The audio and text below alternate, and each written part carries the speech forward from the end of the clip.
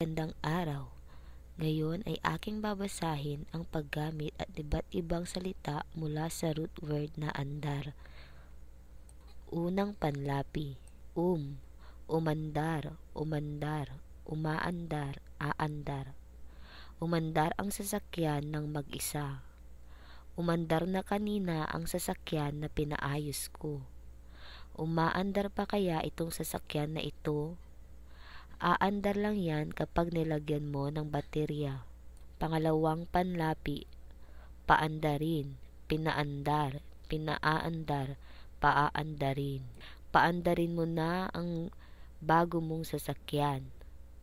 Pinaandar ko na kahapon ang regalo ng aking asawa na kotse.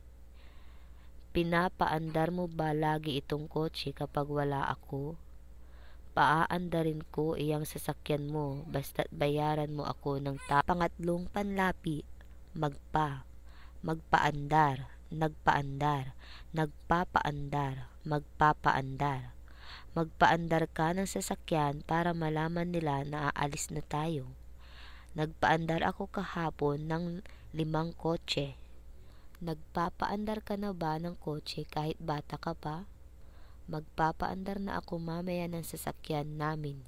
Pang-4 na panlapi, makapagpaandar, nakapagpaandar, nakakapagpaandar, makakapagpaandar. Kailangan kong mag-aral para makapagpaandar ako ng sasakyan. Nakapagpaandar ka na ba ng mamahaling kotse? Nakakapagpaandar na ako ng motor.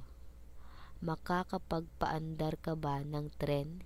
Pang-5 panlapi, mapaandar, napaandar, napapaandar, mapapaandar. Bibigyan kita ng 1,000 kung mapaandar mo itong sirang motor ko. Masaya ako dahil napaandar ko na ang aking sasakyan. Napapaandar niya lagi ang sasakyan ko kapag pinapaayos ko sa kanya. Siguradong mapapaandar niya iyang sasakyan mo dahil magaling siya.